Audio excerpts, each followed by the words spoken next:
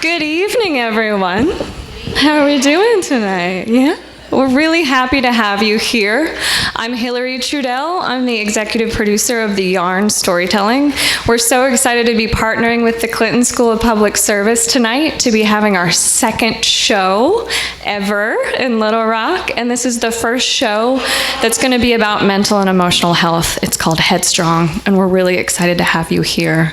I'm just going to do a few little housekeeping things. The bathroom, the lights are out, but you can see if you have to go to the bathroom, go through that door, and it's to the left. But we will have an intermission. But if you have to go that way, okay? We're going to have an intermission about after 5 storytellers. We have 9 storytellers tonight. We're going to have intermission, and there will be an option to pay what you can for wine, which is a pretty good deal on a Friday night, I'd say. And then we're going to have 4 more storytellers, and then you are going to go forth and share what you've heard here tonight. We have some amazing stories. I've been working with these 9 storytellers for about 3 weeks now to help them craft their own personal story about their journey with emotional and mental health. And I cannot say enough how proud I am. Don't cry yet. It'll come. It'll come. They've been working so hard. They're about to come up here and share a part of themselves, and it takes a lot of courage. And I hope that all of us are inspired by them to feel like you yourself can go forth and share a little piece about you next time. And we'll do it again, so don't feel like there won't be another opportunity, okay? All right, so let's get this show started. Our first storyteller is a performer from Atlanta, Georgia. She is the director of education at the Arkansas Repertory Theater, and she most recently worked in choreography on the show School for Lies. Please welcome Anna Kimmel.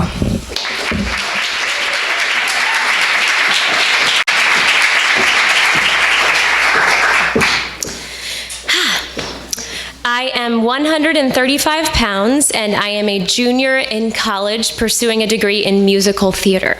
So despite the warnings, I have gained the 12 to 15 freshman pounds. And the last few years, I've been fluctuating up and down, depending on really my activity level. I was enrolled in a lot of dance classes for my major.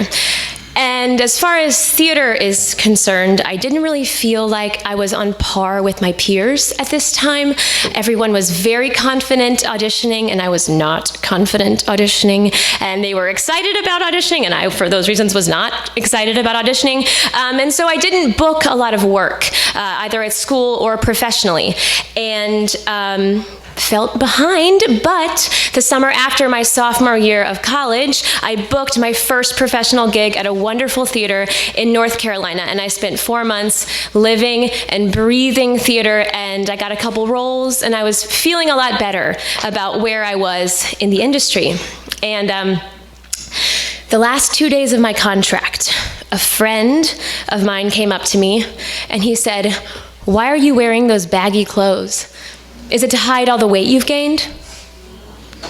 Exactly. And I was shocked and upset and furious. And I told him, "No, you cannot talk to me like that, and you cannot talk to anybody else like that." And he never apologized. And I wrote him off as an asshole, which he was and is. Yeah. But I couldn't shake his words. And so the fall of my junior year of college, I committed to losing some weight. And it just started off by me having an awareness of what I was eating, right? I cut the breads, I didn't eat as much fat, I didn't eat as much sugar, and I was enrolled, like I said, in a lot of dance classes. And so the weight just kind of started falling off. So 132, 130, 128, 126. I was fitting in my clothes a lot better, and I had to confront my image a lot and in a leotard and tights. So I would be in dance class, and I was feeling a little bit better about how my body looked, and every pound I lost was exhilarating because I was accomplishing a goal. And, I'm sure many people in this room can understand that, So I kept going, 124, 122, 120. That was the weight I was when I started college, and so that felt really good. And it continued. 118, 116, 114. That's about the time when people started noticing, and they said, wow, you look amazing. How are you doing this? And I would answer, portion control, which is true-ish. By that point, it had become more of an obsession than anything else. And I was eating between 800 and 1,000 calories a day, which the recommended caloric intake for somebody my size is like 1,500. And then I was dancing between 2 and 4 hours a day, pretty rigorously. So I was definitely easily burning off everything I consumed. So I remember being in a costume fitting and trying on a costume, and the designer kind of pulling at the extra fabric, on my costume. And this was my second or third fitting. And he turned me around, and he said, you can't lose any more weight. I can take this in one more time, but you can't lose any more weight. So it continued. 112, 109, 107. I remember being in a modern dance class, and in modern dance, you roll on the floor a lot, and we did just that, and I was covered in bruises on my big welts on my back and my shoulders because I had no fat on my body and I had no muscle tone anymore. And I remember looking in my mirror in my dorm room and noticing that my thighs didn't touch anymore. And I remember thinking, I'll never let that happen again. And it continued. 106, 104, 102. And about that time I stopped stepping on the scale because I was out of control. And I knew I was out of control and I couldn't stop it. And what's really unfortunate is at that time, I also started booking a lot of work.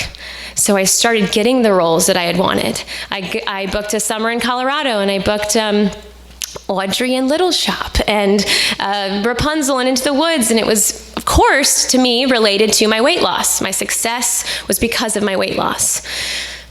So I probably got down to about, I would say, my guess would be like 99 pounds. And I was feeling dizzy all the time, of course. I was starving. I was, at any given point, I was on the verge of passing out. Yeah, I was very sick. And a teacher who I very much admired, a choreographer, she, after rehearsal one day, she grabbed my bicep, here, which was about the size of my wrist now, and she pulled me in and she said, "This has to stop." And it wasn't warm and it wasn't gentle, but it was effective. And I would love to tell you all right now that, that's the moment where everything got better. And, I gained some weight back and I sought help, and but that's not true.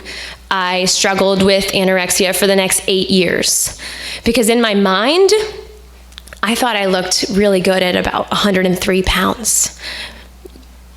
Yeah. And so now I have this bird's eye perspective of it a little bit, and I see these flash bulb memories in my childhood and adolescence that kind of show that I was somewhat predisposed to this. I remember being 7, so tiny, and in a dance class, and noticing that my belly was hanging out, and quickly sucking it in and thinking, ew, that's gross.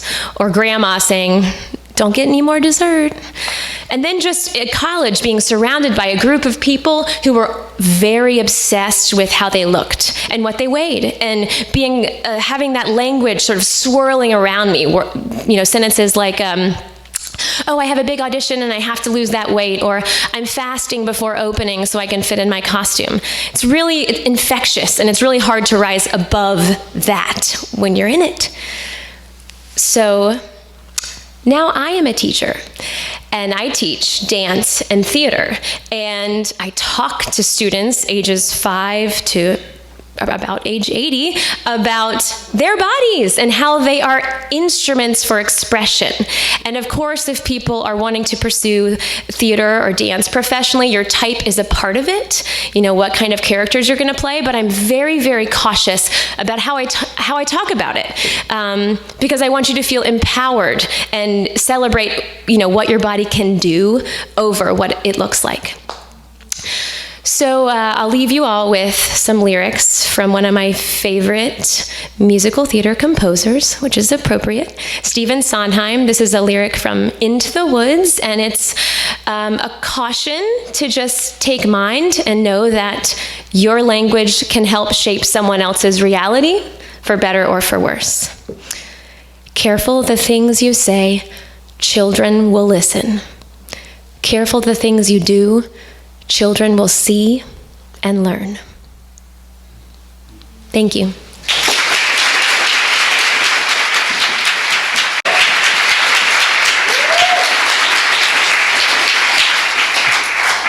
Thank you, Hillary. When I started medical school at the University of Minnesota, I had no idea that I would become a psychiatrist. Then I learned about the brain and the frontiers of neuroscience, and the first time I talked to patients with mental illness, I was hooked. I enjoyed listening to their stories and trying to understand what was going on with them. At the time I chose psychiatry as a career, I had not had any symptoms of mental illness. I moved to Boston to start my internship in a hospital emergency room. I was working nights. Pretty soon, shifting from days to nights, I had trouble sleeping, and it seemed like I wasn't sleeping at all. Then I started feeling like I was stressed out all the time, and I couldn't smile. The next month, I moved to the medicine ward. I was working on the medical ward, but working might be too strong a word because my brain had stopped working. I couldn't concentrate. I couldn't make simple decisions. I didn't feel sad or depressed, but I felt like there was a shock wave all the time, that I couldn't, I felt like I was a failure. I was failing at my intended profession. So I went to my supervisor and said, I want to quit.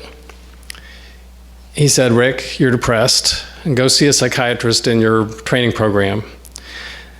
But what I had wasn't something that could be treated or cured. I was a failure.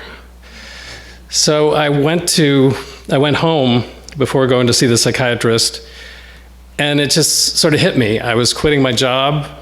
My life was ruined. It felt like the ground was cracking and falling away beneath my feet. I found a bottle of paint thinner, and I thought about drinking it, but then I read the warning label. And then I took a butcher knife, and I held it over my chest with the point over my heart, and I started to press in. But I'm a coward, and I'm also squeamish.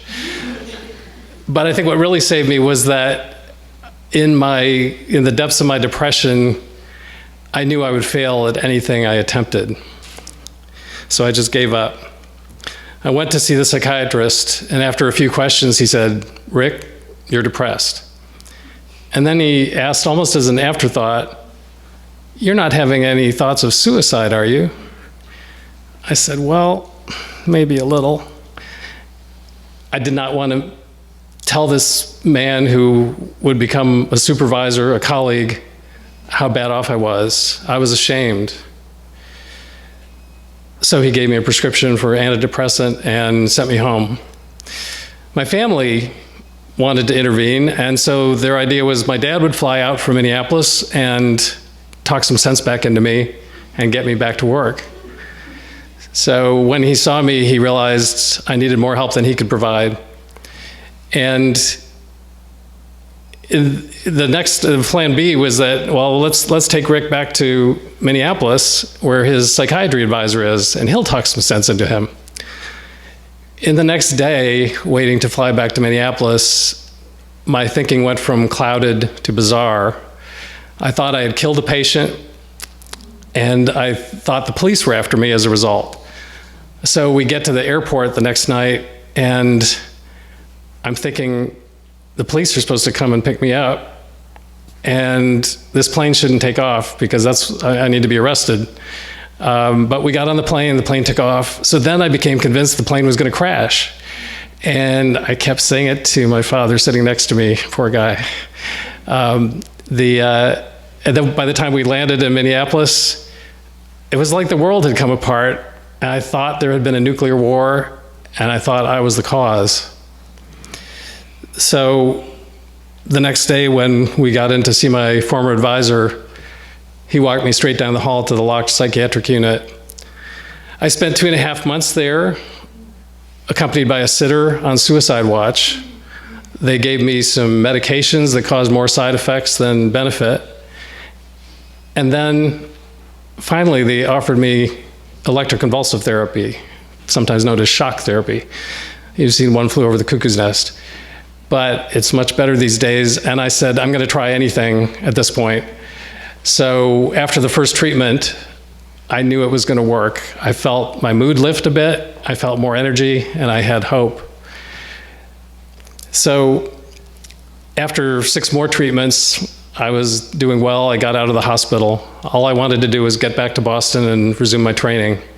I was welcomed back by my fellow trainees and supervisors. I did not feel the same welcome from the Massachusetts Medical Licensing Board. When I went to renew my license, there was a question: have you been treated for a mental illness? I checked the box, yes. I filled out some details and sent it in. They called me in to meet with their director, and he said I would have to get a letter from a psychiatrist every month saying that I was fit to practice medicine. I didn't like that, but I just wanted to get back to my training and get on with it, and so I said, okay. Things went all right. Then the next year, I had to renew my license. And same question, same answer.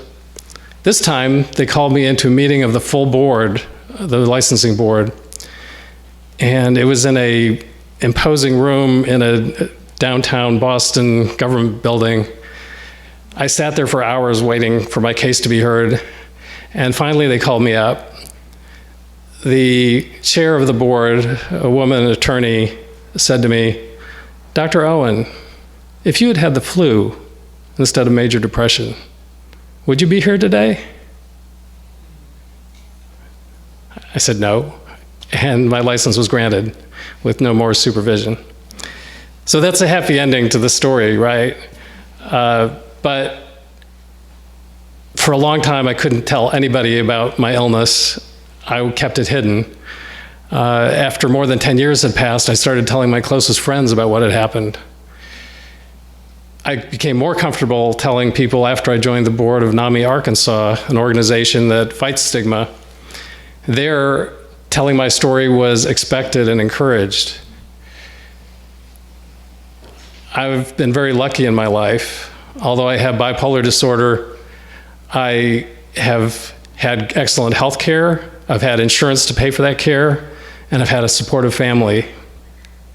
I'm a mental health advocate because I believe that getting good mental health care should not be a matter of luck. Everybody should be able to get care and feel comfortable getting it. I've learned in my life that telling my story lets other people know that there is help and hope.